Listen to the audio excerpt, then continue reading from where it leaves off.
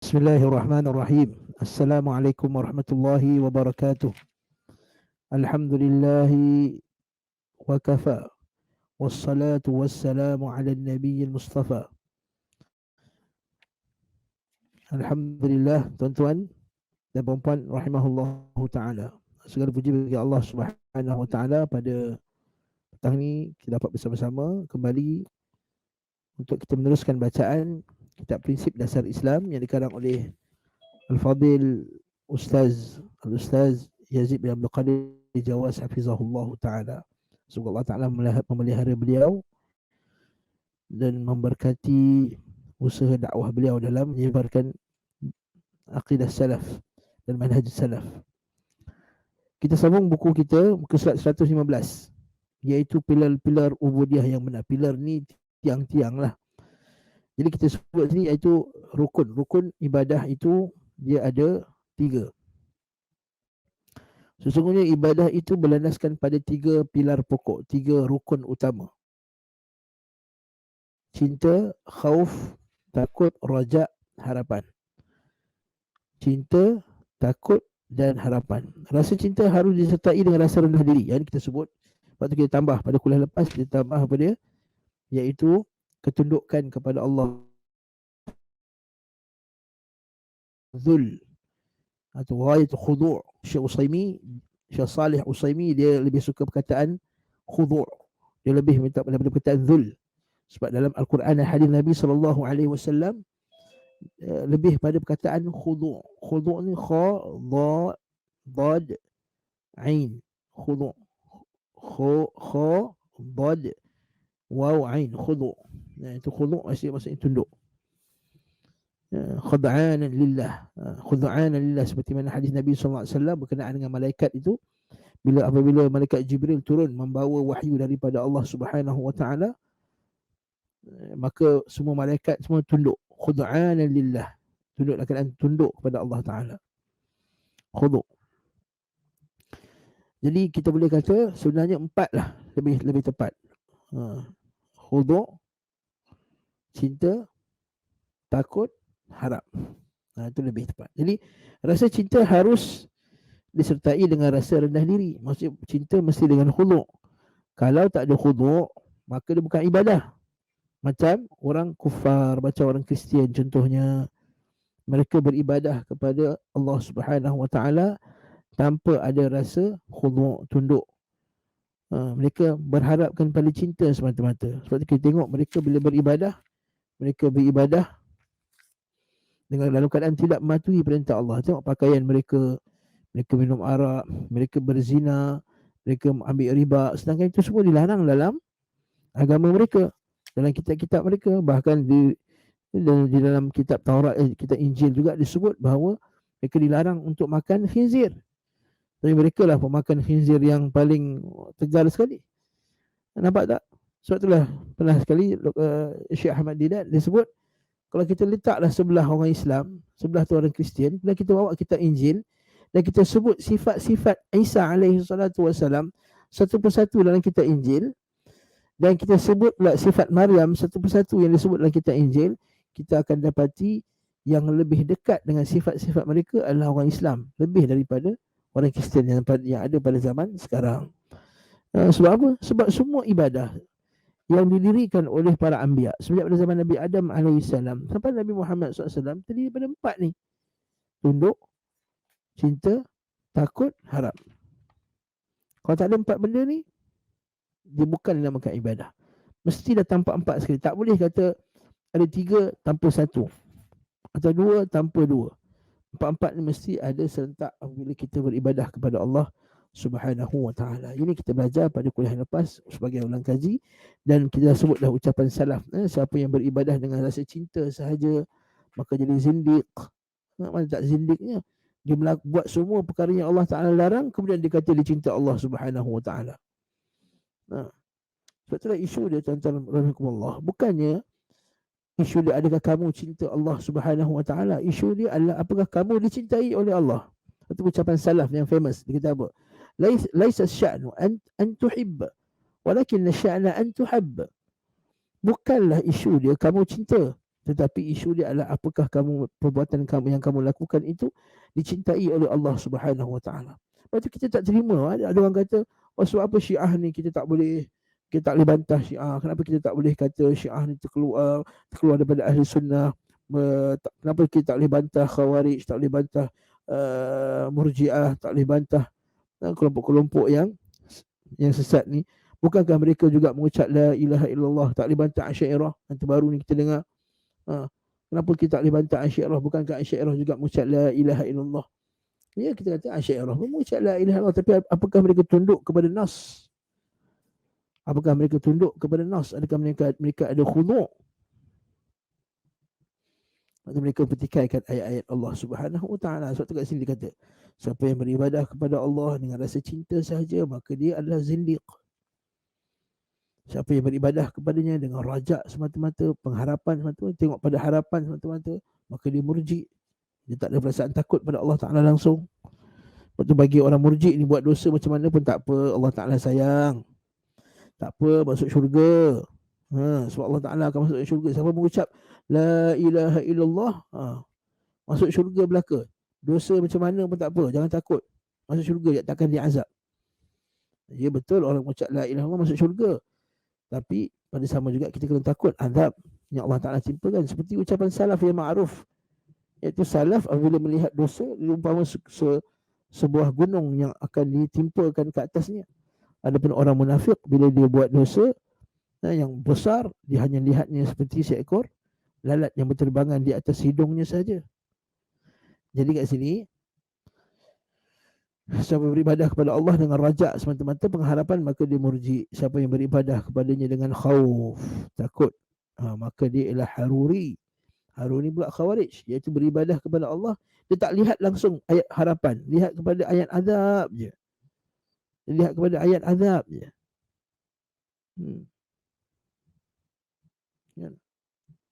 Yuriduna an yakhruju minan nari wa ma hum bikharijin minha. Dia lihat orang melakukan dosa, orang kafir itu yuriduna an yakhruju minan nar, nak keluar dari neraka. Wa ma hum bikharijin minha. Sedangkan mereka tak dapat keluar. Walahum adzabun muqim, bagi mereka azab yang tetap bagi mereka. Ayat orang kafir itu tadi, iaitu berkenaan dengan orang kafir tak akan dapat keluar dari neraka, dia letakkan juga pada orang Islam. Sedangkan orang Islam akan dikeluarkan dari dalam neraka. Berdasarkan hadis-hadis Nabi SAW, mereka akan dapat syafaat dan ila akhirih. Maka dilihat kepada ayat azab semata-mata, dia tak tengok pada ayat harapan. Maka barang siapa beribadah kepadanya dengan hub, cinta, khauf, takut, rajak, pengharapan, dengan penuh tunduk padanya, maka ia adalah mukmin muwahhid, mukmin yang mentauhidkan Allah Ta'ala dengan sebenar-benarnya. Jadi ingat ni, 4 ni. Apa dia? Khudu', cinta, tercinta, khudu', takut, harap. Imam Ahmad dia samakan seperti seekor burung. Kepalanya adalah cinta, sayap kanannya adalah takut, sayap kirinya adalah harap. Kenapa Imam Ahmad jadikan kepalanya cinta? Dibincangkan oleh para ulama kita, disebut kerana manusia ni bila dia bergerak ke arah sesuatu, dia bertindak bertindak kerana cinta.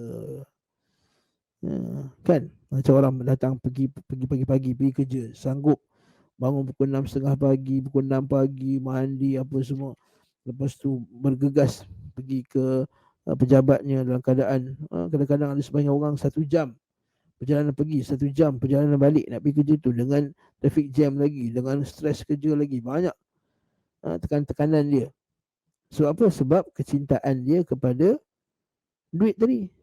Sebab ada cinta pada duit tu, cinta dengan cinta yang positif, iaitu dia nak duit sebab dia nak bagi makan diri dia dengan rezeki yang halal, nak bagi makan anak keluarga dia, anak pinak dia, isteri dia, supaya dapat lebih hidup lebih selesa, supaya dia boleh pergi umrah, boleh pergi haji.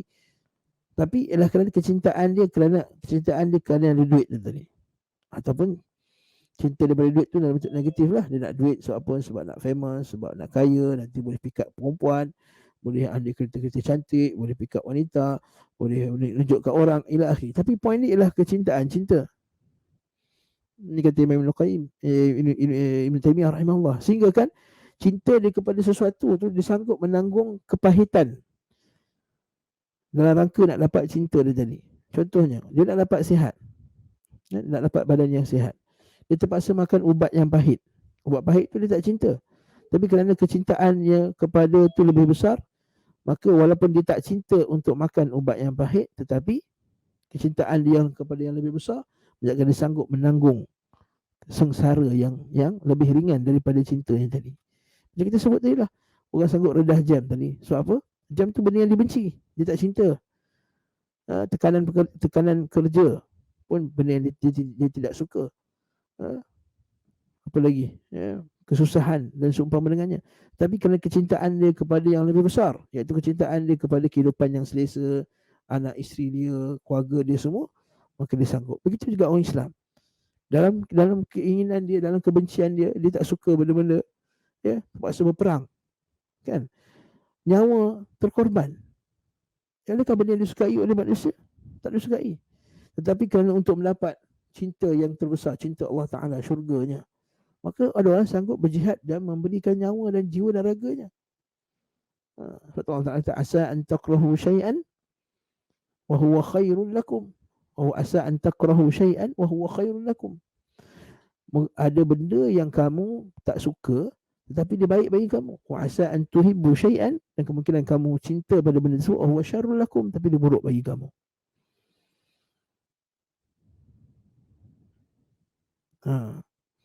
Jadi barakallahu fikum, dekat sinilah tuan-tuan kenapa Al-Imam Ahmad rahimahullah letakkan cinta tu kat kepala dia. Lepas tu masa cinta tu yang menggerakkan dia, bila dia dah bergerak, takut dan harap tu yang membalancekan dia.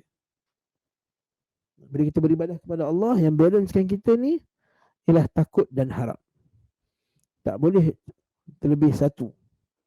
Mesti balance takut dan harap. Okey? Setelah bila Nabi SAW menziarahi seorang sahabat yang muda, tapi dia nak meninggal ketika itu sakit. Nabi SAW tanya padanya, bagaimanakah keadaan kamu sekarang? Bagaimana kamu, sangkaan kamu kepada Allah Ta'ala? Dia kata, aku takut azabnya, aku takut nak bertemu Allah Ta'ala dengan dosa-dosaku. Tetapi aku berharap padanya agar dia mengampunkan dosa-dosa aku dan menerima amalanku.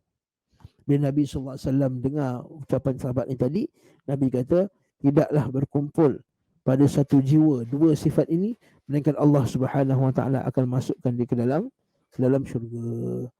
Sebab itulah kita tengok Al-Quranul Karim dan hadis Nabi SAW penuh dengan ayat yang padanya ada harapan dan padanya ada ancaman.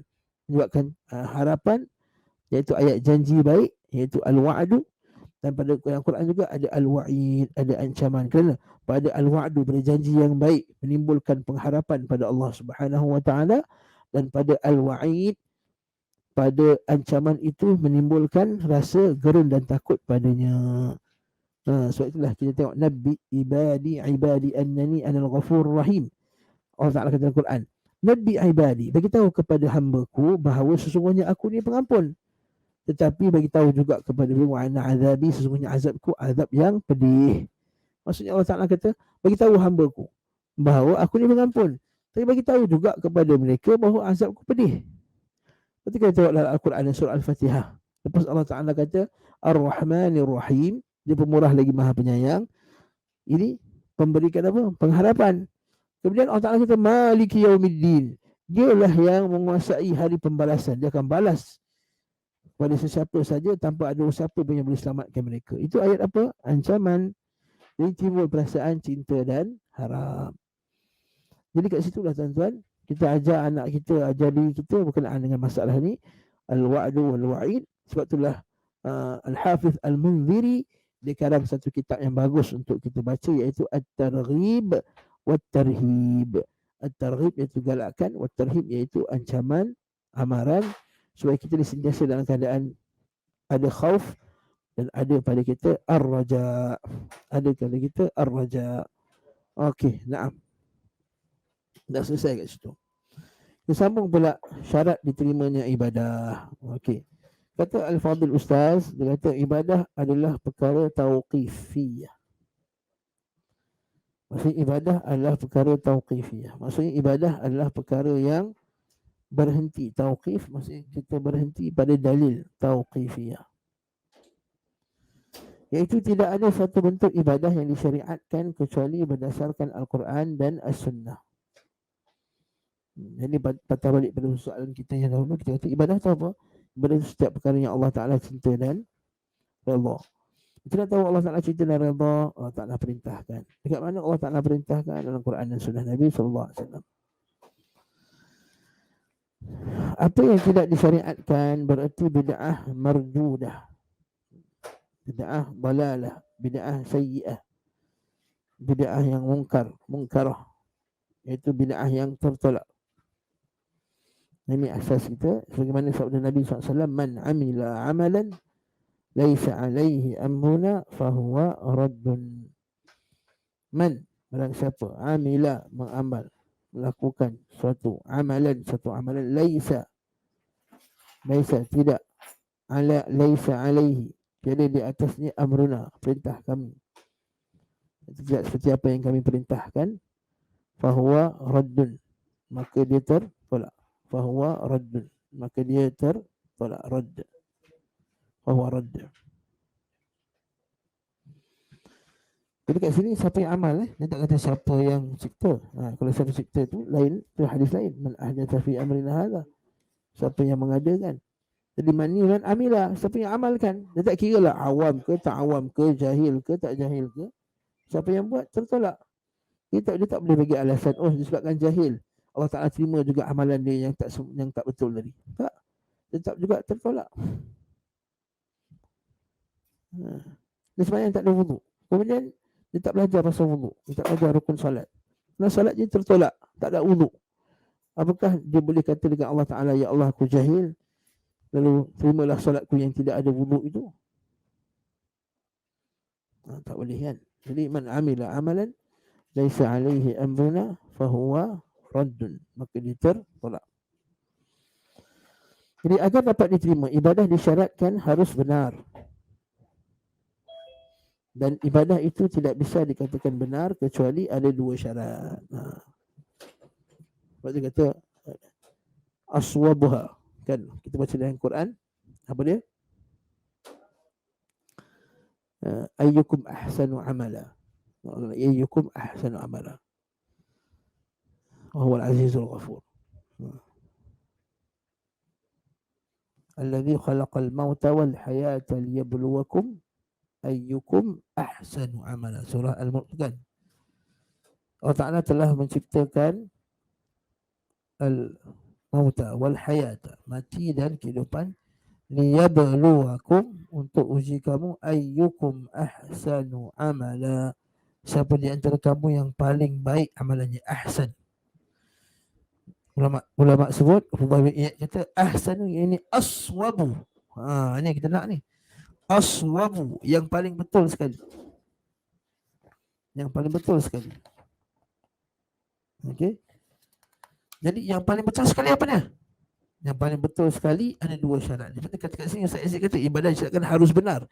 Jadi kalau orang tanya, Ustaz kat mana Ustaz Yazid kata ibadah disyaratkan harus benar ni? Daripada ayat surah Al-Mulk tadi, alladzi khalaqal mauta wal hayata liyabluwakum ayyukum ahsanu amala. Ustaz, bukankah maksud ayat tu ahsanu amala, amalan yang paling baik? Maka dia jawab balik, ulama salah mentafsirkan ahsanu yakni aswabu, yang paling betul.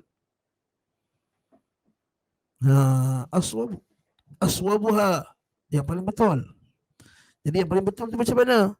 Dan ibadah itu tidak boleh dikatakan benar kecuali ada dua syarat. Pertama, ikhlas kerana Allah Ta'ala semata-mata, bebas daripada syirik kecil dan syirik besar. Ikhlas di sini maksudnya murni daripada syirik. Ikhlas di sini bukan semata-mata lawan kepada riak, bukan. Ikhlas di sini juga maksudnya ialah murni. Asal kata ikhlas ialah murni, bersih. Okey, khalastu syai'an idza safaituhu. Aku bersihkan sesuatu, akhlastu syai'an idza safaituhu. Aku membersihkan, aku mengikhlaskan sesuatu itu apabila aku telah menapisnya dan membersihkannya. Murni. Okay. Yang kedua ittiba'. Ittiba' ni maksudnya ikut. Okey. Ittiba' maksudnya ikut satu persatu. Dia beza orang yang tabi'a dengan ittaba'a. Okey. Okey. Tabi'a ikut sebenarnya. Jadi kalau ittaba'a pertama ikut sungguh-sungguh, satu ikut satu-satu. Seperti kata Syekh kami dulu, dia kata seperti orang dalam kat pantai. Pergi pantai kan, dekat bahagian yang tak kena air tapi tak juga kering, di tengah-tengah basah. Dan bila kita pijak, tapak kaki kita akan ada kesan tapak kaki kita. Okey. Kalau tabi'ah, dia akan follow je ikut orang tersebut, ikut belakang. Tapi kalau ittaba'a, dia akan ikut, dia akan pijak. Kat mana orang tu pijak, dia akan pijak. Kat mana orang tu angkat, dia akan angkat. Itu ittaba'a. Mana ikut satu per satu. Kata Syekh lagi, syarat yang pertama merupakan konsekuensi dari syahadah la ilaha illallah. Maksudnya syarat pertama tadi, ikhlas itu adalah kesan daripada la ilaha illallah. La ilaha illallah maksudnya apa? Dari Tuhan yang layak diibadahi melainkan Allah. Semua ibadah kita hanya untuk Allah dan dibuat kerana Allah. Saya dah sebut dulu sebelum ni. Bila kita sebut memurnikan ibadat, mengikhlaskan ibadat, maksudnya ialah salin, iaitu menunjukkan ibadah hanya pada Allah dan dibuat hanya kerana Allah. Ditujukan hanya pada Allah dan dibuat kerana Allah. Ulang sekali lagi. Ikhlas dalam ibadat maksudnya ibadah yang Allah Ta'ala perintahkan kita untuk kita lakukan tu, kita lakukan, kita tujukan hanya pada Allah. Tuju, the keyword is tuju. Ditujukan hanya pada Allah dan dibuat kerana Allah. Ditujukan pada Allah, dibuat kerana Allah. Contoh, korban. Kita buat korban dah. Hari korban dah dekat dah ni. Okay? 10 hari bulan, 11 hari bulan raya korban. Julai. Jadi bila kita kata kita beribadah kepada Allah Subhanahu Wa Taala dengan korban, iaitu bila kita menyembelih korban, kita tujukan sembelihan itu pada Allah. Ya Allah, ini adalah sembelihanku. Lepas Nabi kata apa? Hada minni wa man lam yadhbah min ummati. Kan Nabi SAW bila nak korban, Nabi kata, ini adalah daripadaku dan di kalangan umatku. Dan sekarang riwayat lain, hadis riwayat Ahmad, ini adalah sembelihan korban daripadaku dan juga umatku yang belum bersembelih, yang mentauhidkan Allah Subhanahu Wa Taala. Sebut alladzi yuhilullah wa rasul, alladzina yuhilullah, yang mentauhidkan Allah Taala. Nah, faham kat situ? Dan dibuat kerana Allah, tuju pada Allah, dibuat kerana Allah. Aku sembelih ni kerana aku nak dapat pahala. Bukan sebab nak riaan, bukan sebab nak dapat sokongan, sumbangan ataupun sebab aku nak mendapat sokongan politik nah raya nanti ila akhiri. Nah, jadi kat situ kena faham. Ikhlas kat sini ialah dibuat tuju pada Allah, dibuat kerana Allah. Dituju kepada Allah itu kalau dilanggar jadi syirik besar. Dibuat kerana Allah, kalau dilanggar jadi syirik kecil. Okay? Faham? Kerana ia mengharuskan ikhlas beribadah hanya kepada Allah dan jauh dari syirik kepadanya. Sedangkan syarat kedua itu ittiba' adalah konsekuens, kesan daripada Muhammadun Rasulullah. Kalau syahadah Muhammad Rasulullah, ya Allah, aku bersaksi bahawa Muhammad itu Rasulullah. Apa itu Rasulullah? Rasulullah lah yang menyampaikan kepada kita cara kita untuk beribadah kepada Allah Subhanahu Wa Taala. Dalam hadis Nabi sallallahu alaihi wasallam, "Ma min syai'in yuqarribukum ila al-jannah illa bayyantuhu lakum." Tidak ada sesuatu pun yang mendekatkan kamu kepada syurga melainkan aku dah huraikan kepada kamu. Wa ma min syai'in, tidak ada sesuatu pun yuqarribukum ila an-nar, yang mendekatkan kamu kepada neraka, illa hadzartuhu ankum, melainkan aku dah bagi peringatan, hadzartukum anhu, melainkan aku dah bagi peringatan kepada kamu daripadanya, daripada perkara tersebut. Nah, jadi tidak ada jalan kepada syurga melainkan Nabi yang tunjukkan. Tidak ada jalan yang mendekat kepada neraka melainkan Nabi dia beritahu dah ini jalan ke neraka ni. Okay? Sebab apa? Sebab memang tujuan Rasul diteruskan. Wa anzalna ilaika dzikra litubayyana lahum ma nuzila ilaihim. Dan turunkan kepada kamu wahai Muhammad al-dzikra litubayyana lahum, supaya kamu jelaskan kepada mereka wahai Muhammad sallallahu alaihi wasallam. Jadi konsekuensinya bila kita nak beribadah kepada Allah, Nabi dah jelaskan caranya macam mana. Jadi bila Nabi dah jelaskan, ambil saja ibadah itu dengan cara Nabi sallallahu alaihi wasallam. Kerana ia menuntut wajibnya taat kepada Rasul sallallahu alaihi wasallam, mengikuti syariatnya dan meninggalkan bid'ah atau ibadah-ibadah yang diadakan. Ini yang kita sebut dalam kuliah yang lepas. Syarat Muhammadur Rasulullah ada berapa? Ada 4. Wa'atuhu fima akhbara, mentaatinya pada apa sahaja yang diperintahkan, wa tasdiquhu fima akhbara, ta'atuhu fima amara, wa tasdiquhu fima akhbara, benarkan apa saja ucapannya, wa tarku ma naha anhu wa zajara, dan meninggalkan apa yang Nabi sallallahu alaihi wasallam larang, wa alla na'budallah illa bima syara', dan tidaklah kita beribadah kepada Allah melainkan dengan apa yang Nabi SAW telah syariatkan. Dah jelas kat situ. Itu syarat kesan Muhammad Rasulullah. Jadi kalau orang yang buat bid'ah ni, maksudnya dia ada masalah kepada Muhammad Rasulullah ni. Kerana kalau kita kata ibadah yang baru yang dia buat, kita hanya balik pada dia. Ya akhi, wahai sahabat, apakah ibadah kamu ini Rasulullah SAW tidak kenal padanya? Tak kenal? Tidak mengenalinya? Kalau dia kata tak kenal, tak tahu, maksudnya kamu dah tuduh Nabi jahil. Kamu lagi alim daripada Nabi dalam bab ibadah.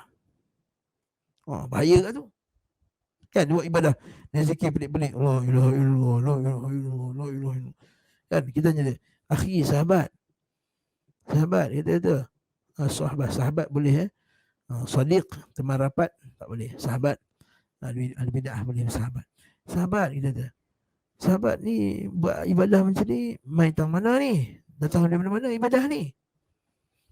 Dia kata dia tak ada dalam Quran dengan hadis, tapi yalah baca Quran tu dalam Quran kan, ada galakan kan, ya. Tapi cara yang kamu baca ni, yalah tak ada dalam Quran dengan hadis, tapi baik tak? Baik. Kita tanya kat dia, wahai sahabat, adakah Nabi SAW mengenali amalan kamu ini? Kenal, tahu tak apa yang kamu nak amalkan ni? Kalau dia kata tak tahu, maka kamu dah tuduh Nabi SAW jahil. Kamu lagi alim daripada Nabi SAW. Sedangkan Nabi kata, ana a'lamun nas, aku orang yang paling mengetahui. Ana a'lam. Baik, dah.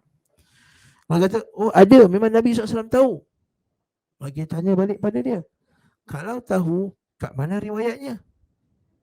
Dekat mana Nabi bagi tahu kat sahabatnya? Kalau dia jawab, Nabi tahu, tapi Nabi rahsiakan. Kita tanya balik pada dia, macam tu kamu telah menuduh Nabi SAW tidak menyampaikan apa yang dia tahu. Nabi tak sampaikan apa yang dia tahu. Itu kamu tuduh Nabi pula tidak bersifat tabligh yang kamu sendiri pegang. Sidik amanah tabligh putanah, tidak menyampaikan. Jadi kalau sampai kita kata, kalau Nabi tahu, mesti Nabi sampaikan. Dekat mana riwayat Nabi sampaikan? Jadi tak ada riwayatnya. Adakah Nabi SAW tidak mampu menyampaikannya? Tak mampu sampaikan. Nabi tak pandai cakap, tak pandai nak sampaikan. Nabi tahu tapi tak pandai cakap. Dia setengah orang daripada kita kan, yang dia tidak dilatih untuk bercakap apa semua. Dia tahu something, bila kita tanya dia apa jawapan dia, tak boleh jawab, betul tak? Sama sekali ya, pelajar-pelajar sekolah kadang-kadang tahu ustaz jawapan dia tapi tak boleh nak sebut. Macam itulah. Barakallahu fik. Maksudnya kalau kamu kata Nabi SAW tahu, tapi Nabi tak berjaya tidak menjelaskannya, bagi jawapan-jawapan yang umum contohnya, maka kamu dah tuduh Nabi tidak pandai bercakap pula. Tuduh Nabi ni tidak fasih, tidak bijak dalam memilih kata-kata.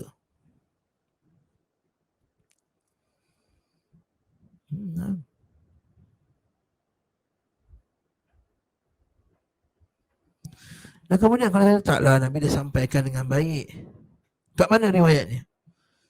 Mesti ada sampai kepada kita. Oh, dah Nabi dia sampaikan kepada sahabat, tetapi sahabat sibuk berperang. Ni saya pernah dengar ni, ada satu ustaz kata, memanglah semua benda tak sampai kat kita sebab sebab para sahabat sibuk berperang.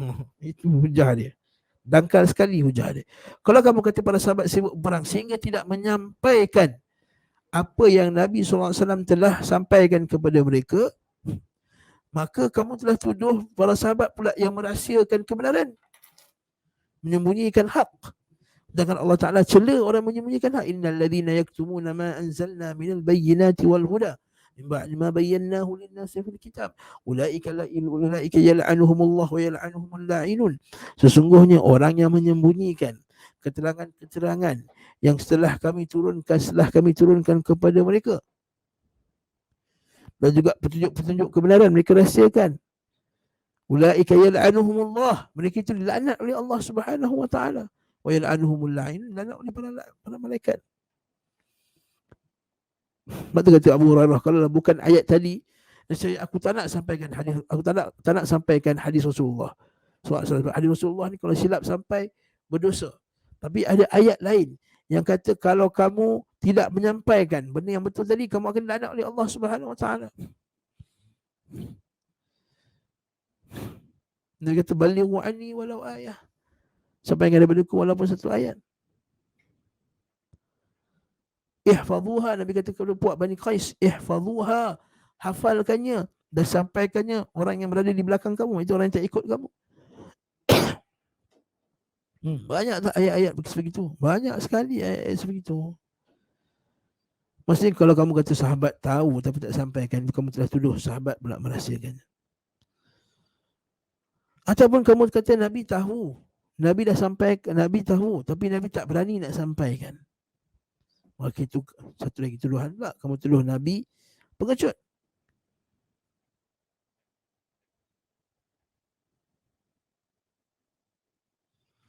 Ila akhirnya. Jadi perhatilah tuan-tuan masalah ni dengan baik. Okey. Allah Subhanahu wa taala berfirman, "Bala man aslama wajhahu lillahi wa huwa muhsin, falahu ajruhu 'inda rabbih wa la khaufun 'alaihim wa lahum yahzanun."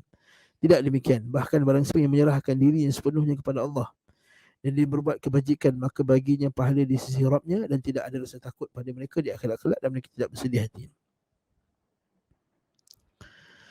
Aslama wajhahu itu menyerahkan diri, artinya memurnikan ibadah kepada Allah. Wa huwa muhsin, berbuat kebaikan isti mengikuti sunnah Rasulullah sallallahu alaihi wasallam. Syekhul Islam Ibn Taimiyah mengatakan inti agama ada dua pilar, iaitu kita beribadah, tidak beribadah kecuali hanya kepada Allah, dan tidak beribadah kecuali dengan apa yang disyariatkan. Sebentar ya.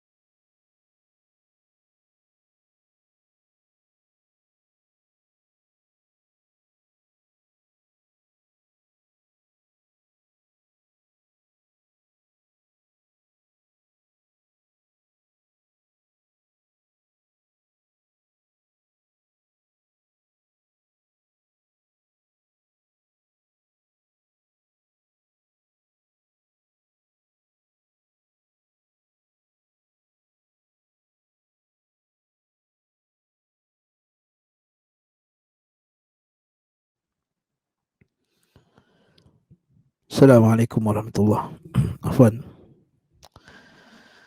Jadi Syekhul Islam mengatakan bahawa inti agama ada dua pilar, iaitu dua rukun, iaitu kita tidak beribadah kecuali hanya kepada Allah.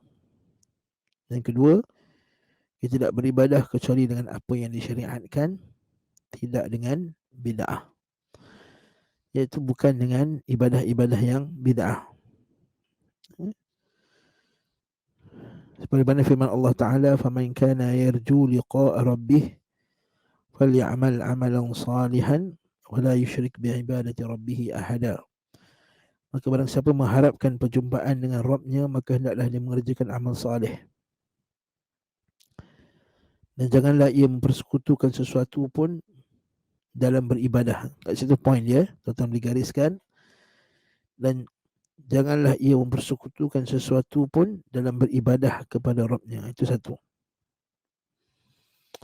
Hal yang demikian itu merupakan manifestasi perwujudan dari dua kalimah syahadah la ilaha illallah Muhammadur Rasulullah. Pada yang pertama kita kata kita tidak beribadah kecuali kepadanya. Pada yang kedua bahawa Nabi Muhammad SAW adalah utusannya yang menyampaikan ajarannya. Maka kita wajib membenarkan dan mempercayai beritanya serta mentaati perintahnya. Beliau SAW juga telah menjelaskan sebagaimana cara kita beribadah kepada Allah. Dan beliau melarang kita dari hal-hal baru atau bid'ah. Beliau mengatakan bahawa semua bid'ah itu adalah sesat. Kullu bid'atin dalalah, kata Nabi. Yang ini adalah perkataan yang di mana sebagai manusia dia kata, bukan semua bid'ah sesat, Ustaz. Ada bid'ah yang baik.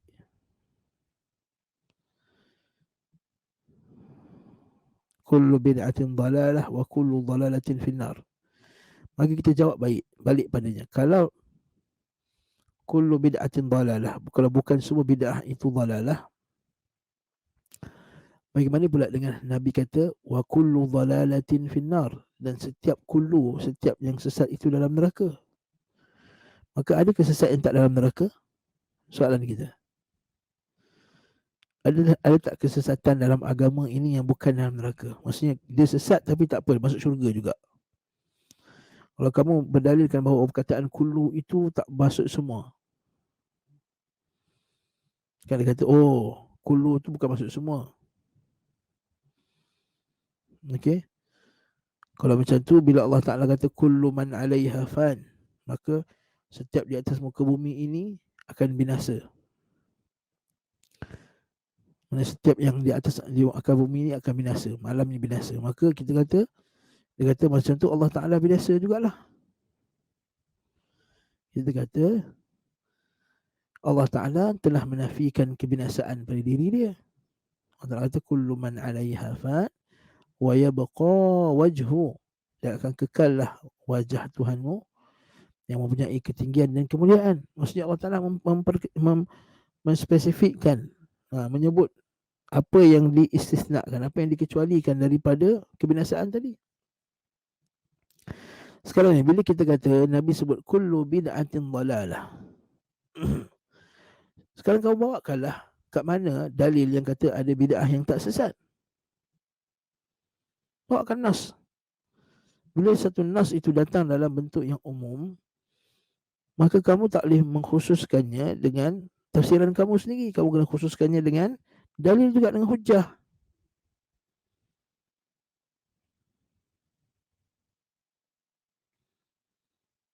Okey, macam seperti guru kata, setiap pelajar mesti memakai kopiah, pakai songkok. Sekali ada seorang pelajar kata, kecuali saya kan Ustaz? Saya tak dikecualikan. Saya dikecualikan. Kita kata, kenapa kamu dikecualikan? Sebab saya tak pakai songkok sebab niat saya baik.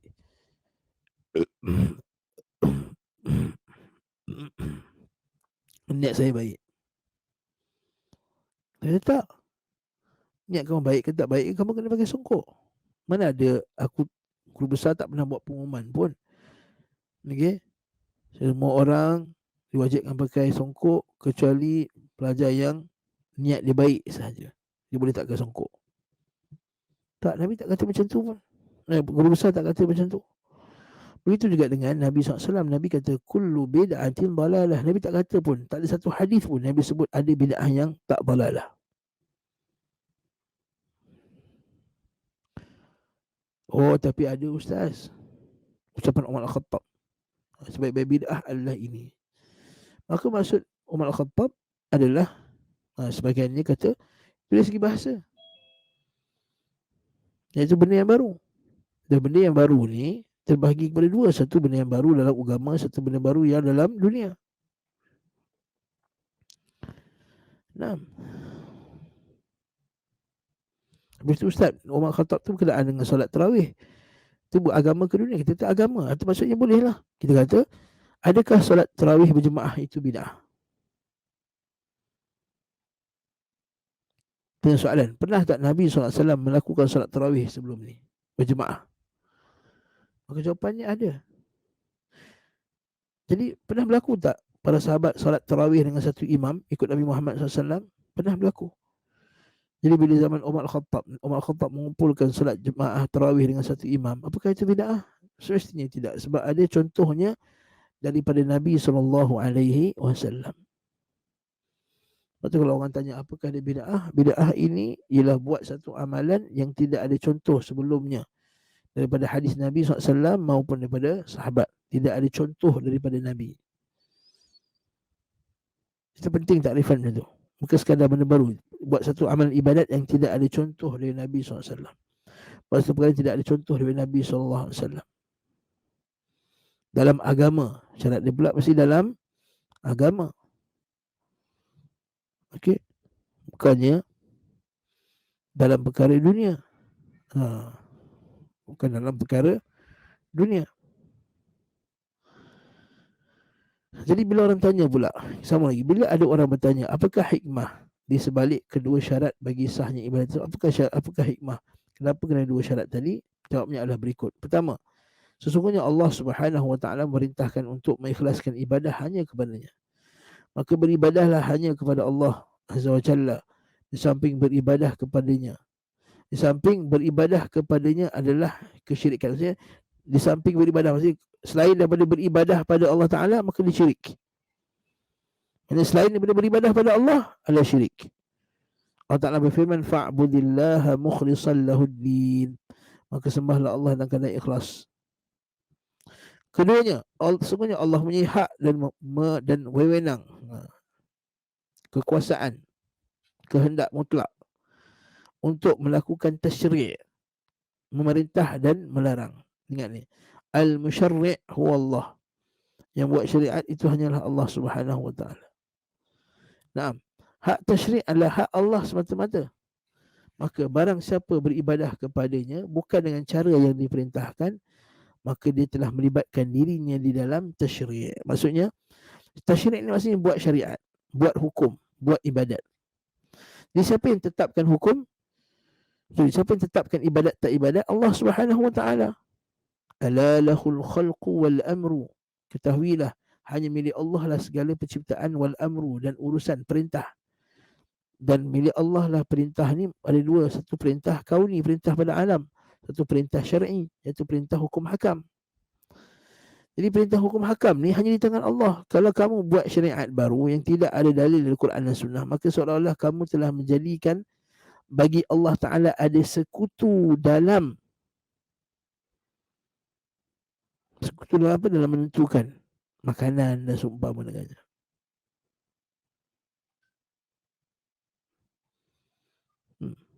Nah, betul, masalah ini kena perhatikan betul-betul. Okay? Ketiga, sungguhnya Allah telah menyempurnakan agama bagi kita. Maka orang yang membuat tata cara ibadah sendiri dari dirinya, berarti telah menambah ajaran agama dan menuduh bahawa agama ini tidak sempurna.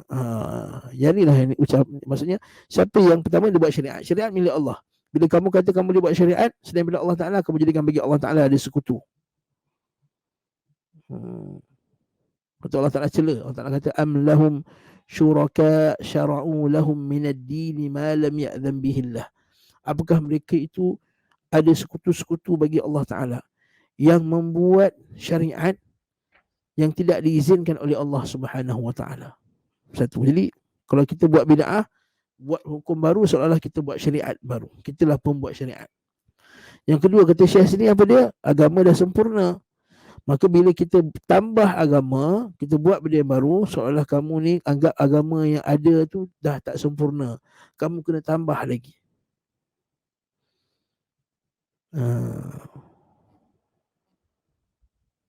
Ibnu Malik rahimahullah ta'ala menza'ama, barang siapa yang mendakwa, okey, bahawa ada bid'ah dalam agama, maka dia telah mendakwa bahawa Nabi Muhammad sallallahu alaihi wasallam telah mengkhianati risalah ini. Maksudnya seolah-olah Nabi tak habis sampaikan, sebab tak sempurna, maka dia kena tambah lagi. Itu tuhmah agak tu. Tuhmah pada Allah, tuhmah pada ni. Yang keempat, dan sekiranya boleh setiap orang untuk beribadah dengan tata cara dan kehendaknya sendiri, maka setiap orang memiliki caranya sendiri untuk ibadah. Betul tak?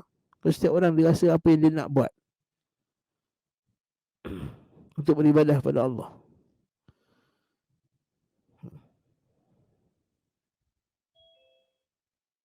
Nah,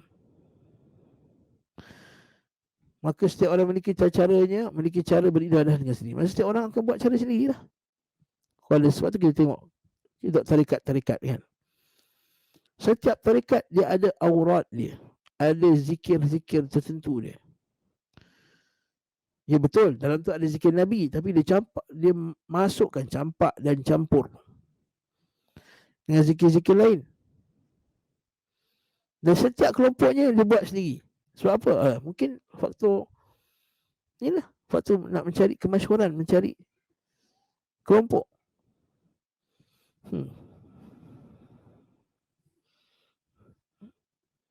Lepas tu berebut-rebut mereka nak mencari ahli tarikat mereka. Nah, jika demikian halnya, maka terjadi dalam kehidupan manusia adalah kekacauan yang tiada taranya kerana perpecahan. Dan pertikaian akan meliputi kehidupan mereka disebabkan perbezaan kehendak dan perasaan. Nanti ibadah hanya orang Amerika lain dengan orang UK, orang UK lain dengan orang England.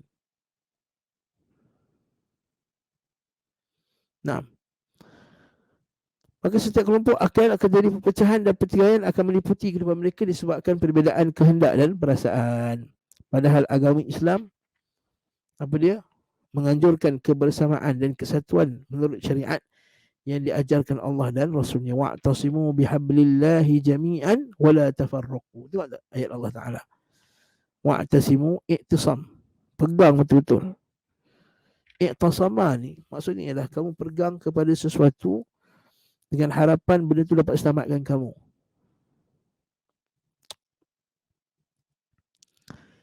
Wa'tasim billah. Jadi pegang sesuatu kerana i'tisam. Itu nama kita i'tisam. Jadi kita pegang sunnah Nabi sebab kita takut nanti jadi sesat. Macam ucapan salaf, sunnah Nabi itu macam kapal Nabi Nuh.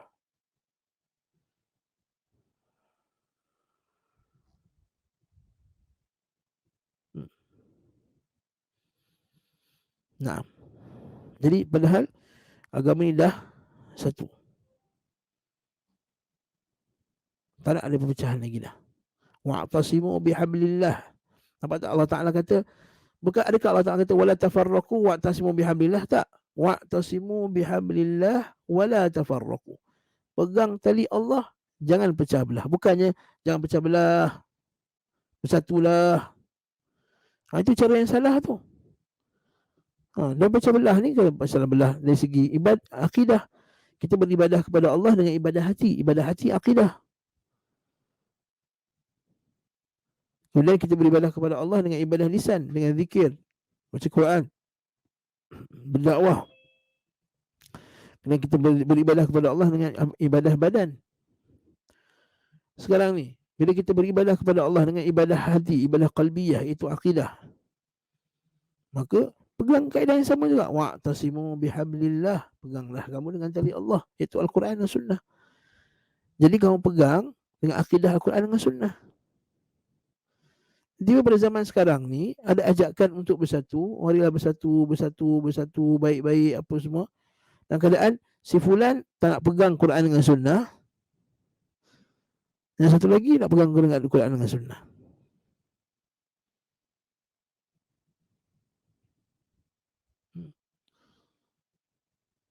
Sama ke kedua? Tak sama. Afaman yamshi mukibban ala wajhi ahda amman yamshi sawiyan? Adakah orang berjalan di atas wajah, atas mukanya sama dengan orang yang jalan lurus? Jadi kalau kamu samakan aqidatul salaf dengan aqidatul asy'ariyah dengan aqidatul khalaf, kamu kata dia sama, maka kamu telah menyamakan dua benda yang tak serupa. Kamu telah menyamakan orang yang berjalan dalam keadaan yang wajahnya dan orang yang berjalan lurus. Maka Allah Ta'ala kata dalam Quran, yauma tabyaddu wujuhun wa taswaddu wujuh. Kalau kamu samakan akidahnya Nabi dan sahabat dengan akidahnya Ahlul Kalam, kamu kata dia sama, maka kamu telah samakan hitam, orang yang berwajah hitam dan wajah putih di akhirat kelak. Allah Ta'ala kata yauma tabyaddu wujuhun wa taswaddu wujuh. Hari mana Allah Ta'ala memutihkan wajah sebahagian dan menghitamkan wajah sebahagian, iaitu memutihkan wajah ahli sunnah dan menghitamkan wajah ahli bidah. Apa jadi?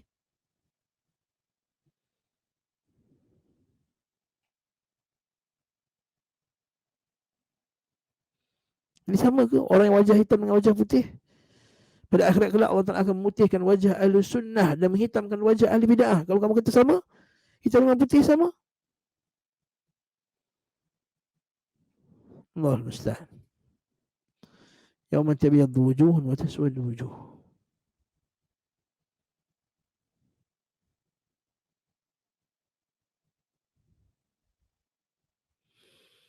Wa'tasimu bihablillah wa la tafarraqu. Wa'tasimu bihablillah wa la tafarraqu.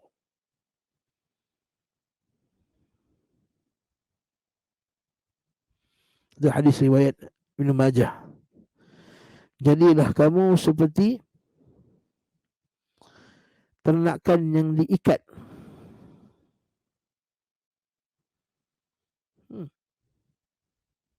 Jadi Ibn Majah. Ternakan yang diikat. Maksudnya ikut dengan Al-Quran dengan Sunnah. Diikat dengan Quran dengan Sunnah Nabi SAW. Bukan maksudnya diikat, maksudnya kamu ikut membuta tuli. Bukan. Diikut itu maksudnya kamu ikut dengan Quran dengan Sunnah Nabi SAW. Diikat. Kita ni terikat dengan Quran. Haitsu man qada apa dia? Inqadu. Apa dia hadis ni? Saya cek jap. Saya lupa dia punya matan dia. Sebentar. Hadis Nabi SAW, hadis riwayat Ibn Majah. Saya kitab Ibn Majah, cari muqaddimah.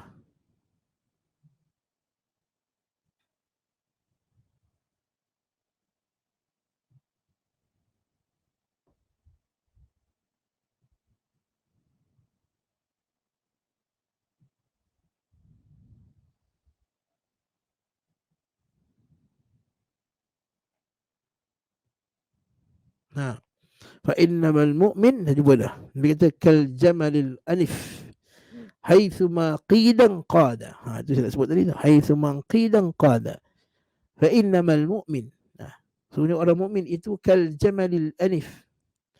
Kal jamalil anif itu yang diikat kat hidungnya. Fa yajurruhu, ditarik. Min saghir wala kabir ila. Orang mukmin tu macam unta yang diikat. Macam mana pula tu ustaz? Maksudnya kita diikat dengan Quran dengan Sunnah. Haitsu man qidan qada. Haitsu ma qidan qada. Di mana saja ditarik Quran dengan Sunnah, tarik ke sini, Quran dengan Sunnah. Jadi kita ikut dalil. Ikut Quran dengan Sunnah. Haitsu ma qidan qada. Nampak ni? Kata syurahul hadis Hasya As-Sindi, dia kata apa? Ayu sya'nul mu'min tarkut takabbur. Orang mukmin dia tidak takabur dengan nas, dengan Quran, dengan Sunnah, dengan salaf. Waltizamut tawadhu, tawadhu dengan salaf. Faikunu kal jamalil anif ka kanfin ayu bila muddin ka sahibin ayu bil mudd wal awwal asah wa absar ayu alladhi ja'ala zima fi anfi fayjurruhu man yasha'u min saghirin wa kabirin ila haythu yasha' haitsuma qila ayyu sabaq wallahu ta'ala a'lam bissawab. Maksudnya kita kena ikut Nabi SAW. Di mana saja ditarik, kita ikut. Itu sikap orang mukmin.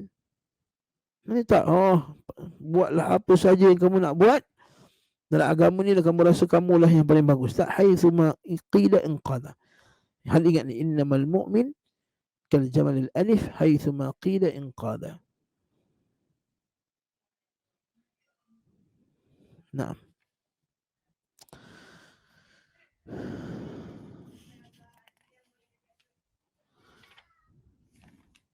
Tajuk akan datang ni tuan, tajuk dia panjang, keutamaan ibadah. Tadi saya simpan dulu tuan-tuan, barakallahu fiik. Moga-moga kita akan habiskan satu bab lagi, satu bahagian lagi. Kena kita akan tengok keindahan Islam. Ada soalan tak, Akhi Imran?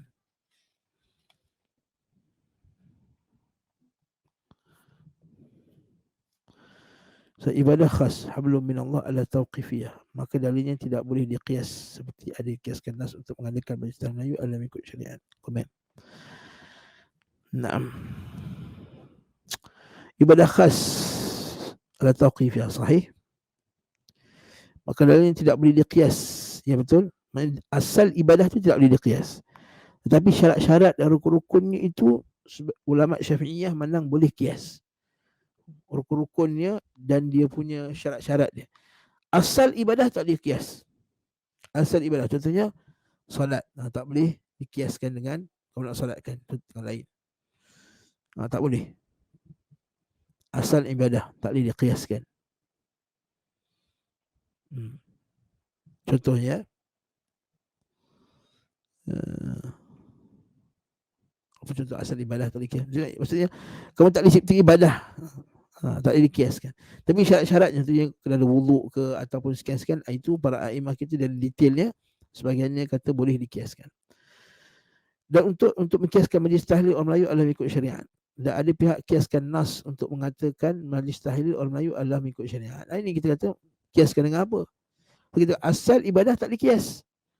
Kamu nak kiaskan asal ibadah tu dengan apa? Oh, sebab baca Quran digalakkan, baca Yasin digalakkan, baca Fatihah digalakkan, zikir digalakkan. Kita gabungkan. Semua tu jadi perkara yang digalakkan. Tidak. Dalam masalah ibadah yang khusus, asal ibadah itu maksudnya nak kita tetapkan suatu ibadah tak boleh dengan qiyas. Betul. Kalau kita tengok apa saja dalam ibadah Islam ni semua ada dalil. Semua apa dia? Kurban ada dalil. Solat sembahyang tarawih ada dalil. Tahajud ada dalil. Solat tasbih walaupun dalilnya dhaif, ada ulama petikaikan, tapi still lagi ada dalil. Assalamualaikum. Baca Quran ada dalilnya. Zikir ada dalilnya. Tawaf ada dalilnya. Sa'i ada dalilnya. Hatta berlari ketika sa'i ada dalilnya. Berlari antara Hajarul Aswad, antara Safa dan Marwah ada dalilnya.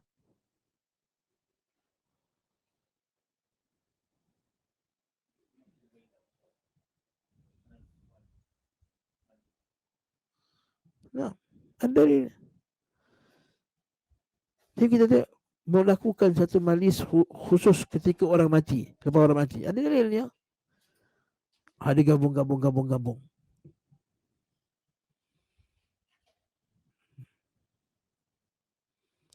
Tak boleh. Penetapan tersebut, penetapan bilangan, penetapan waktu, bilangan tempat, penetapan cara untuk beribadah itu adalah bid'ah.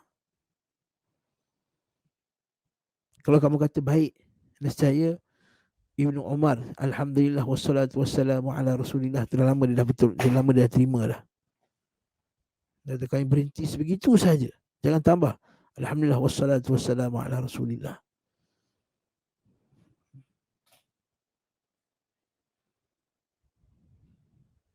Hatta doa tidur kita baca Allahumma illa aslamtu nafsi ilaik wa fawwadtu amri ilaik wa ja'tu dhari raghbatan wa rahmatan la malja wa la manja illa minka illa ilaik.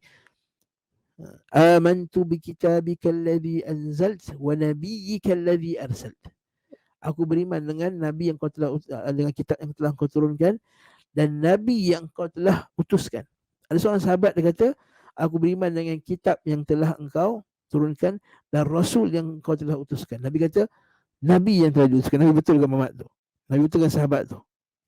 Dan Nabi yang telah memutuskan. Nampak tadi pakai Nabi. Walaupun Rasul dengan Nabi tak ada beza. Tapi nak suruh apa? Nak suruh ittiba' betul-betul. Dan Nabi yang kau telah putuskan.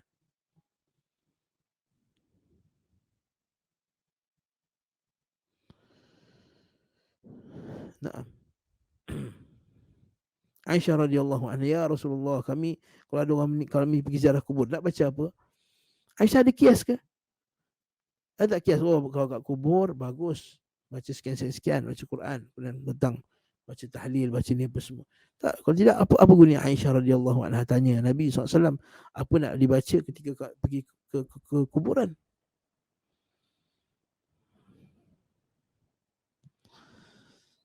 Jadi masalah ni qiyas untuk menentukan sesuatu ibadah tidak dibenarkan dalam syarak. Nah, seterusnya.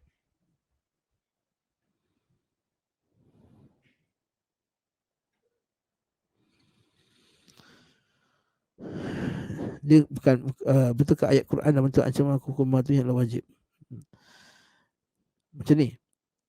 Cara kita nak kenal satu perkara itu adalah haram contohnya ataupun ini adalah ibadah, iaitu Allah Ta'ala menjanjikan memberi ancaman kepada orang yang meninggalkannya. Jadi antara cara nak tahu benda itu wajib kita taat, maksudnya kalau kamu tinggalkan, Allah Ta'ala janjikan neraka baginya. Kan? Allah Ta'ala kata, ma'asalakakum fi saqar. Apa yang menyebabkan kamu masuk neraka? Qalu lam naku minal musallin. Kami dulu tak salat. Jadi kat sini menunjukkan bahawa siapa yang tak salat masuk neraka. Maka salat itu hukumnya wajib. Itulah maksud dia. Maksudnya, tak macam maka hukum mematuhi adalah wajib. Ya, sahih. Nah. Seterusnya.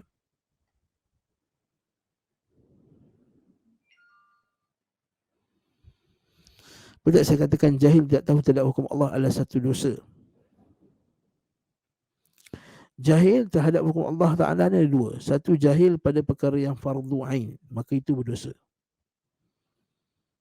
Yang kedua, jahil pada perkara yang fardu kifayah, itu bukan semua orang berdosa. Kalau ada orang yang boleh melaksanakannya. Jadi dalam perkara fardu ain, yes. Perkara yang fardu, yang usul salasah tu, siapa tak belajar, dia berdosa.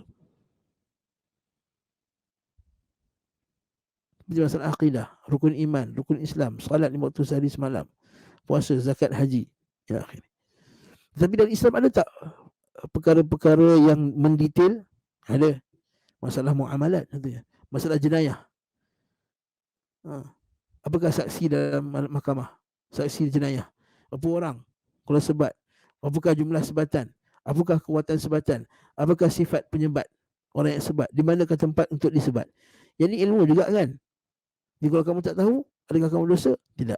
Bukan semua dosa. Itu maksudnya fardu kifayah. Maka apabila ada sebahagian orang dekat negeri itu, dia menguasai ilmu itu tadi, maka terlepaslah dosa pada semuanya. Tetapi kalau fardu ain, ilmu kenaan dengan tauhid, asas, tak tahu, maka kamu berdosa kalau kamu jahil terhadap perkara tersebut.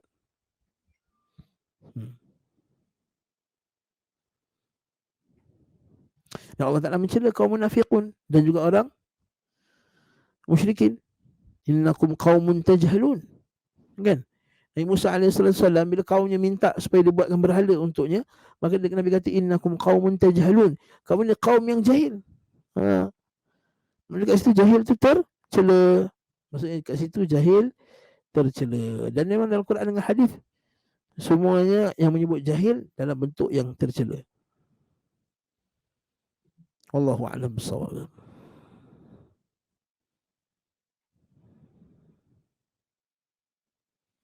Assalamualaikum alaikum.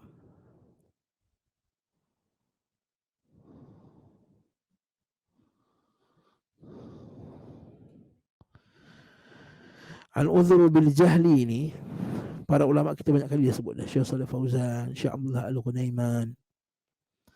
Uzur kejahilan ini dia kena tengok situasi negeri, situasi tempat. Dalam masalah tauhid yang jelas, seperti menyembah berhala, kita nampak orang tu mengucap la ilaha illallah, masuk Islam. Kemudian Nabi sembah berhala. Maka apakah kita bagi uzur kat dia? Tak. Maksudnya dia tak faham kalimah la ilaha illallah yang diucapkan. Kita bagi uzur pada mereka. Tetapi katakanlah kampung tersebut telah mengucap la ilaha illallah. Ada pendakwah datang. Kemudian pendakwah tu tinggalkan mereka. Lalu mereka dah masuk Islam, tak ada masuk Islam. Tapi kemudian mereka ditinggalkan dalam keadaan jahil. Mereka kembali menyembah animisme, lembu apa semua. Dan keadaan mereka mengaku Islam. Mereka sembah. Maka kita jumpa kat dia. Kita pergi jumpa dia. Kita kata, adakah mereka telah melakukan perbuatan syirik? Kita mereka telah melakukan perbuatan syirik. Mereka telah melakukan perbuatan syirik. Ya betul. Kita tak boleh kata tak syirik. Syirik. Tapi apakah mereka diberi uzur? Kat sini lah. Kat sini, barakallahu fik, diberi tafsil. Diberi tafsir. Sebab untuk mengeluarkan mereka dekat dunia. Dekat akhirat tu Allah Ta'ala tetapkan lah. Dekat dunia ni. Nak hukumkan dia apa? Nak hukumkan dia Islam lagi ke kafir lagi? Kat sinilah berlakunya perbincangan para ulama. Kalaulah dia dah masuk Islam, ditinggalkan, dah salat, zakat, puasa, haji, dah salat dah, tapi ditinggalkan, tak ada ulama, tak ada orang alim untuk kata bahawa istighasah itu syirik, contohnya tawassul itu syirik, maka dia diberi uzur tak? Ini sebagian a'immah kita dia berkata diberi uzur. Diberi uzur. Maka tak boleh kita kata korang ni musyrik. Diberi uzur. Diberi uzur di dunia, akhirat itu kehendak Allah Subhanahu Wa Taala.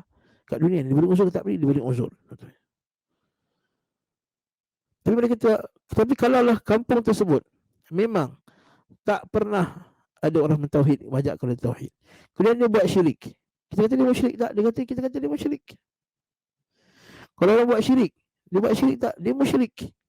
Dia telah buat syirik. Tapi hukumnya di dunia tu, nak hukum kat dunia tu. Nak hukum apa kat dunia ni? Nak sembelihan dia sah ke tak sah? Dia tak sah sembelihannya. Sebab tu dia kata Syekh Salih Fauzan, sampai bila nak bagi uzur ni? Sampai bila nak bagi uzur? Ila mata. Kalau kita dilahirkan di Malaysia ni, adakah diberi uzur kalau jahil kepada buat syirik ini? Tak diberi uzur. Tak diberi uzur. Kat Malaysia kan? Kat Malaysia ni ada guru, ada majlis, ada apa semua. Dia buat benda syirik. Dia kata saya jahil, ini tak diberi uzur. Sebab sini tak diberi uzur. Musyrik dia. Dia buat syirik akbar lah. Dia buat syirik-syirik yang besar.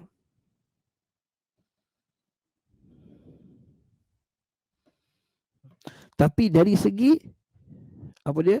Undang-undang kerajaan nak declare dia kafir atau tidak, itu yang tegakkan hujah apa semua, ila akhir, mengkafirkan dia secara rasmi, itu pemerintah kena buat, tegakkan hujah, dihilangkan segala halangan-halangannya,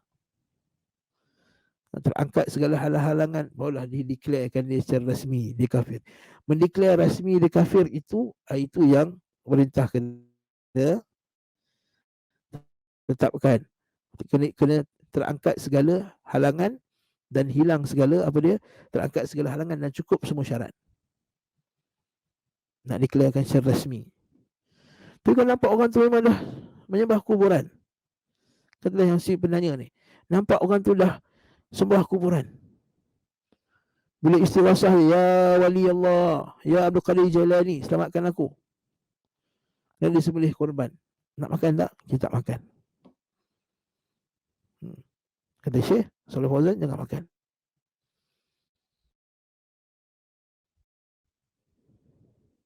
Okey. Ingat jadi kesimpulan dia apa? Uzur diberi contohnya bila dia tak ada ulama negeri tersebut. Okey. Okey, pertama kita susun dulu. Pertama, uzur kenaan dengan jahil. Lihat dia jahil perkara apa? Perkara yang daruri ke perkara yang tafsil? perkara daruri seperti sembah berhala apa semua ni. Ini daruri. Bila masuk Islam dia kena tahu benda tersebut. Kalau tak sah kalimah la ilaha illallah dia. Yang ni tak ada uzur untuk dia jahil. Yang kedua benda detail-detail. Seperti masalah mencela angin contohnya. Kan? Contohnya.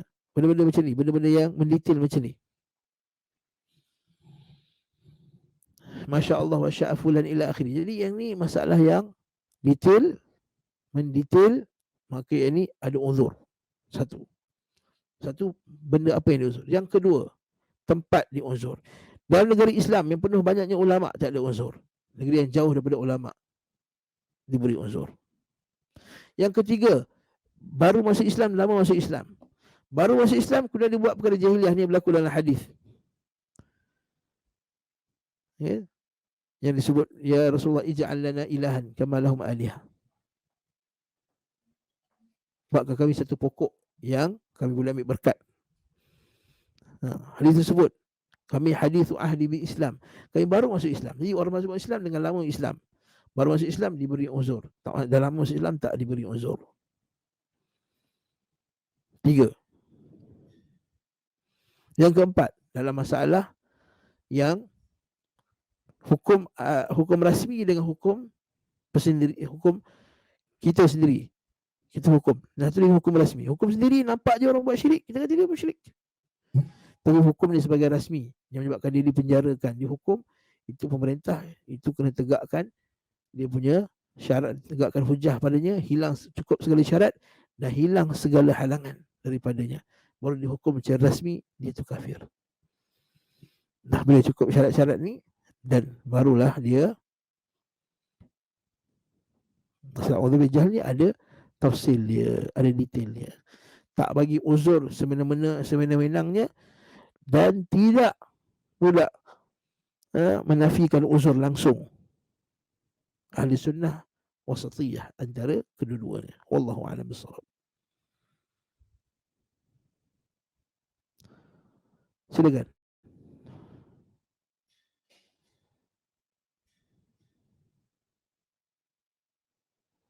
Makmum mengaminkan doa imam selepas solat, apa hukumnya? Kalau sekali-segala imam baca doa kuat untuk mengajar makmumnya, tak ada masalah.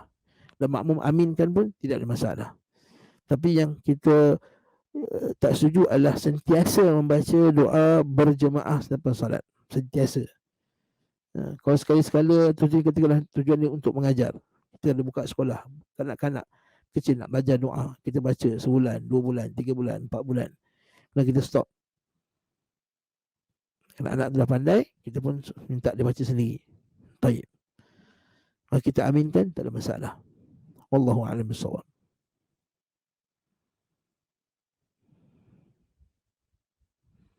Tidak berdosa. Berdosakah kita tidak mengangkat tangan beramai-ramai ketika orang yang berdoa dalam bahasa Arab? Tidak berdosa. Bahkan tak sunnah pun kita angkat tangan beramai-ramai. Wallahu a'lam bissawab.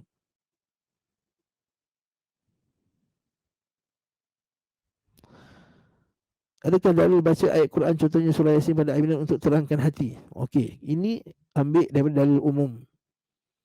Ini bukan dalam bab ibadah, ini dalam bab ar-ruqyah. Ini dalam bab ar-ruqyah. Iaitu kita menjampi dengan ayat Quran. Ini bukan bab ibadah khusus. Ini bab berubat, ar-ruqyah. Ar-ruqyah, boleh tak kita ruqyah? Boleh. Ruqyah dengan apa? Ayat Quran.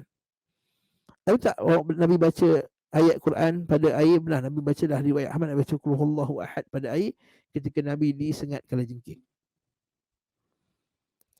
Boleh tak baca? Dan apakah contoh ruqyah? Contoh ruqyah kata Syekh Shalih Fauzan ada beberapa cara. Satu, bacakan Quran pada orang tu direct. Satu, kita bacakan pada air, lalu diminum air tersebut dan mandi seumpama dengannya.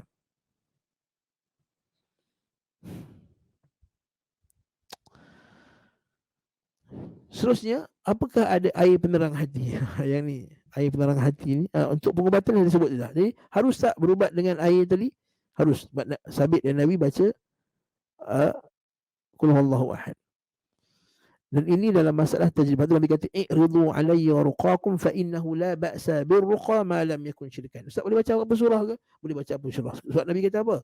I'ridu alayya ruqakum. A'ridu alayya ruqakum. Bacalah kamu punya ruqyah. Fa innahu la ba'sa birruqa. Dan semuanya tidak ada masalah pada ruqyah. Malam yakun syirkan, selagi tidak ada syirik. Apatah lagi Quran itu syifa. Man nazzala minal Quran ma huwa syifa. Menjadikan Quran itu syifa.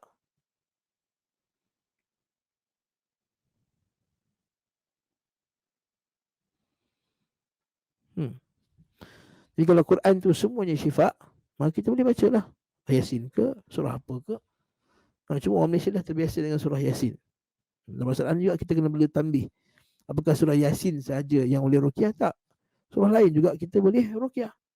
Al-Fatihah, 3 kul, ila akhirih. Seterusnya, menerangkan air hati dengan air Yasin. Nah, yang ni ialah amalan adat orang Melayu yang kita kata nak terang hati baca air Yasin, minum air Yasin. Ini juga perkara yang kita boleh katakan tidak ada dalam nas untuk terangkan hati. Yang ada berubat, yang ada ruqyah kalau sakit. Ruqyah ni kalau sakit lah, kita ruqyah jambi. Namun adakah menjadikan suplemen untuk bagi kuat ingatan dengan baca Yasin pada air lalu minum? Tidak. Tidak. Untuk menerangkan hati dan sumpama dengannya. Itu tak pernah, wallahu alam. Setakat ilmu saya yang sedikit ini. Mungkin kalau ada bolehlah beritahu kat saya. Setakat ni tak pernah lah kita dengar anjuran daripada salaf. Anjuran daripada guru-guru kita, masyayikh kita. Bila dia kata bila kamu ni susah sangat nak belajar, bega sangat tak ingat Al-Quran, hadis, matan apa semua, baca Yasin pada air dan minumlah. Tak ada. Yang ada ialah menjampi, ruqyah. Ya ada. Tapi sebagian nak penerang hati dan seumpama dengannya itu wallahu a'lam. Penerang hati ialah dengan kita baca Quran tu sendirilah penerang hati. Kan? Kan Allah maja'al Qur'ana rabi'a qalbi wa nur sadri wa jala'a huzni. Kita baca doa tu kan, ya Allah aku jadikan Quran itu nur sadri. Ha. Ya Allah jadikan Quran itu cahaya bagi hatiku, dadaku. Nah itu penerang hati. Itu betul. Baca doa Rabbi syrah li sadri wa yassir li. Ini bagi si budak tu bagi minum, entah budak tu semayang tak semayang, baca Quran tak baca Quran, bagi air konon-kononnya terang hati nak exam. Tak. Suruh dia baca Quran. Kalau tuan-tuan nak anak tuan-tuan terang hati, suruh hafal Quran. Itu je. Masuk kelas tahfiz. Hafal Quran. Ngaji. InsyaAllah hati dia terang lah. Belajar apa semua dapat insyaAllah. Dengan syarat dia baca hafal Quran. Hafal Quran insyaAllah. Jadi untuk pengubatan saya dah jawab, boleh dibenarkan, harus. Sabit juga dalilnya daripada Nabi SAW dan juga para sahabat dan tabi'in dan salaf baca Quran pada air dan juga baca Quran pada si pesakit.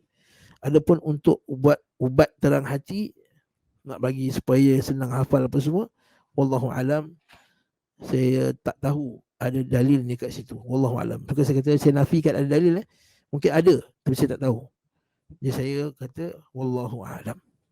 Tak nampak ada hujah daripada amalan salaf berkenaan dengan perkara tersebut. Wallahu alam.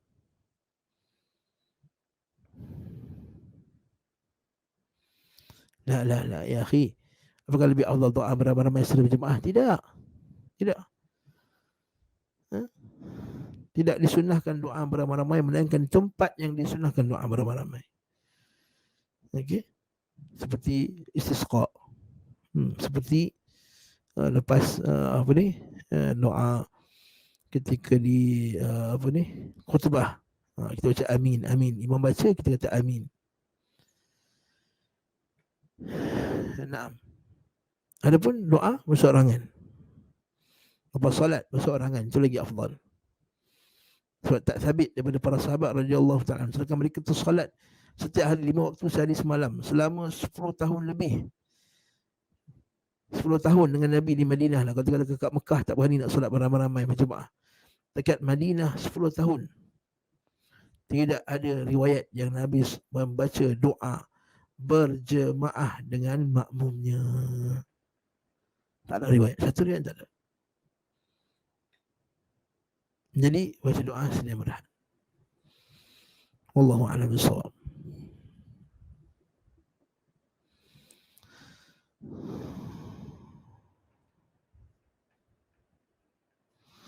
Dosakah kita bantu seorang Muslim melanggar undang-undang pemerintah yang tidak bertentangan dengan Islam? Melanggar undang-undang pemerintah itu dah bertentangan dengan Islam dah. Perintah undang-undang pemerintah yang tidak bertentangan dengan syarak, maka wajib kita taat dia. Langgarnya dosa, tuan-tuan. Tuan-tuan langgar double line ke double line, tuan-tuan berdosa. Satu, berdosa kerana melanggar perintah. Yang kedua, berdosa mendatangkan mudarat pada orang lain. Boleh mendatangkan mudarat. Tu banyaknya berlaku aksiden dekat tengah jalan-jalan kampung tu, sebab itulah langgar double line lah tu.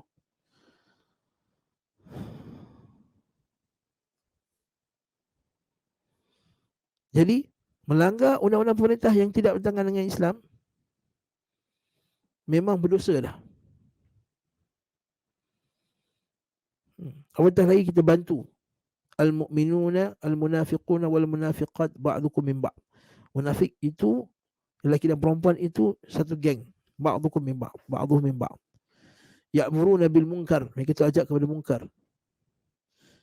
Wa yanhauna 'anil ma'ruf, dan mereka ajak, mereka melarang daripada perkara yang ma'ruf. Jangan.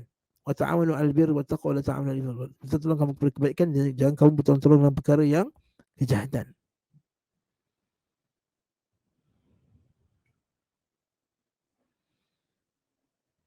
Jadi jangan kita menjadi sebab orang itu melanggar undang-undang perintah. Dosakah bantu seorang Muslim melanggar undang perintah yang tidak bertentangan dengan Islam? Salah. Kerana jahil atau salah faham hak yang antara perintah dan perintah secara atau tidak. Kerana jahil sebab tak belajar, yes, berdosa. Dia kena belajar. Jadi sebelum dia nak buat benda tersebut, dia kena tahu dulu hukumnya. Dia berdosa sebab dia tak nak ambil tahu apa hukumnya sebelum dilakukan. Macam orang yang nak kahwin, apa hukum belajar hukum nikah? Hukum nikah belajar pasalnya. Hukumnya fardu kifayah. Tapi apabila nak menikah, apa hukum belajar hukum nikah? Ketika itu jadi wajib, bukan fardu kifayah lagi dah. Jadi bila nak buat benda tersebut, pasti dia kena tanya dulu. Allah Ta'ala kata dalam Quran, ya ayyuhalladzina amanu la tuqaddimu baina yadayillahi wa rasulih. Wahai orang beriman, janganlah kamu mendahului Allah dan Rasulnya. Kalau tak sengaja, itu lain. La yukallifullahu nafsan illa wus'aha. Tak sengaja. Dia tak tahu bahawa ada undang-undang rupanya kat sini. Dia terlanggar. La yukallifullahu nafsan illa wus'aha.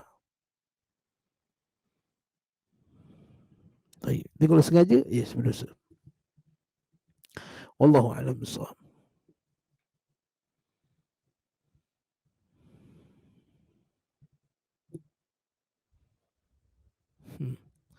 Macam tahu nak ilmu itu sampaikan secara benar, kalau banyak lusan. Nak tahu ilmu yang disampaikan itu benar, kita kena pilih guru yang betul.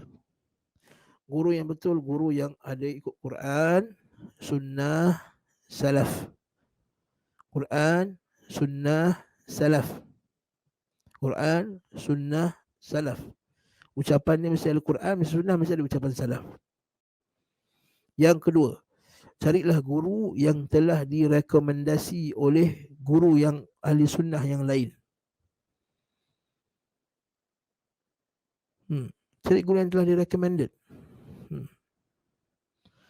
Recommended by ahli sunnah. Direkomended oleh guru ahli sunnah. Direkomended oleh masyayikh ahli sunnah. Seperti Imam Malik rahimahullah. Aku tak mengajar, melainkan aku telah direkomend oleh 40 ke 70, tak ingat, 40 ulama ahli sunnah. Jadi kita mungkin zaman sekarang nak cari recommended 70 orang tu agak sukar. Tapi at least ada ustaz sunnah yang recommend dia. Jadi contohnya puan nak belajar, kena jumpa satu ustaz, atau nak dengar, kita tanya dulu ustaz yang kita yakin padanya ikut Quran dengan sunnah. Ustaz, boleh tak kami belajar dengan ustaz ni? Dengar dulu kuliahnya. Pastikan dulu apa akidahnya. Dan benda ni takkan dapat dengan tuan-tuan belajar dulu. Belajar akidah salah dulu. Tengok buku rujukan ni. Rujukan ni siapa? Rujukan ni ulama salaf. Kan? Imam Syafi'i, Imam Ahmad. kitab salaf, Imam Darimi, Imam Ahmad bin Hanbal, Syarh Sunnah Imam Darimi, Syarh Sunnah kitab Syarh Sunnah Al-Barbahari, kitab As-Sunnah Imam Ahmad bin Hanbal. Nampak, kitab salaf. Kitab Syarh Sunnah lil Imam Al-Muzani. Nampak, kitab salaf. Tapi kalau kitabnya tuan guru sekian baba sana baba sini, khalaf, kemudian tinggalkan. Cari kitab salaf. Ataupun kalau kitab tu kitab moden sekalipun, dikarang oleh Syekh fulan dan fulan, tak tahu Syekh ni ahli salah kitab, tengok isi dia. Dia kata Sahih Bukhari, Muslim, Ibnu Majah, Nasa'i, berkata Imam Bukhari, berkata Ibnu Abbas dan tafsir Ibnu Katsir. Berkata, nampak, rujukan ni bagus ni, Ibnu Katsir. Kita Aqidah Tahawiyah. Rujukan ni bagus. Dan tidaklah mengenal orang alim ila alim.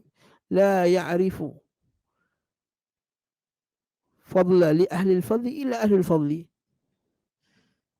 Tidak akan kenal kelebihan seorang yang ada berilmu itu melainkan orang yang ila al-fadli. Maka orang itu pun ada ilmu juga. Macam kita doktor, tuan-tuan tahu ke doktor bagus ke tak bagus? Macam mana tuan-tuan boleh tahu doktor fulan doktor yang bagus? Pertama, dia dapat pengiktirafan. Ada sijil rasmi dia daripada University of Glasgow, House of Medic, sekian. Tengok, betul. Betul juga, kita belajar. Belajar dari mana? Belajar dari Universiti Islam Madinah. Tengok sijil. Betul, Universiti Islam Madinah. Tengok. Kemudian, recommended tak? Doktor, mesti kamu jumpa recommended. Kita jumpa doktor. Kalau saya nak belajar, saya nak ambil ubat ni daripada doktor ni, bagus. Doktor tu bagus tu, daripada UKM. Daripada IJN. Fulan dan fulan. Recommended. Okay. Dan seterusnya, kita kena tahu ciri-ciri dia. Dakwah orang yang mengajak kepada kebenaran. Pertama, dia ajak kepada tauhid. Kalau ustaz tu ajak kepada tauhid, sembahlah Allah Subhanahu Wa Taala, beribadah hanya kepada Allah, jangan syirikkan Allah, jangan berdoa kepada selain Allah Ta'ala, jangan beribadah. Itu ciri ustaz yang bagus. Yang kedua, ustaz ajak pada sunnah Nabi SAW. Nabi SAW bersabda, ikutlah sunnah Nabi, ikut sunnah Nabi. Yang ketiga, dia lawan bid'ah, jangan buat bid'ah, tinggalkan bid'ah. Itu ustaz yang bagus. Yang keempat, dia suruh ikut salaf, ikutlah salaf, ikut salaf. Yang kelima, dia tak ajak pada diri dia sendiri, tak ajak kepada kemasyhuran, dia tak ajak untuk diangkat dirinya. Makin kita ikut dia, makin kita kuat ikut sunnah. Makin kita ikut dia, makin kita kuat ikut tauhid. Bukan makin ikut dia, makin dia ta'asub pada diri dia. Tak. Bahkan dia membenci orang untuk ta'asub diri dia. Dia tak suka diri dia naik-naikkan. Nabi SAW kalau jalan dengan sahabat, Nabi suka duduk belakang. Nabi tak suka duduk depan. Nabi pakaian macam orang lain pakai. Ini kalau dia pakai lain, special. Sorban dia 3 tingkat. Orang lain pun biasa-biasa je. Itu ciri-ciri ada semacam lah tu. Okay. Tauhid dia ajak kepada al-wala wal bara, mengajak kepada cinta kepada Islam dan benci kepada kesyirikan. Dia ajak untuk mensucikan Allah dalam masalah akidah, tauhid, asma' dan sifat. Dia ajak kepada al-wala kepada akidah salaf dan bara daripada selain daripada akidah salaf. Itu ciri-ciri guru-guru yang bagus. Kalau ikut guru-guru ni ada ciri-ciri tersebut, insya-Allah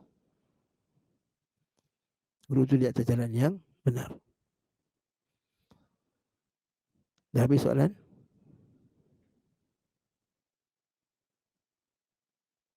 Subhanakallahumma wa bihamdika asyhadu an la ilaha illa anta astaghfiruka wa atubu ilaik. Wassallallahu ala Muhammad wa ala alihi wa sahbihi wa sallam walhamdulillahi rabbil alamin. Assalamualaikum warahmatullahi wabarakatuh.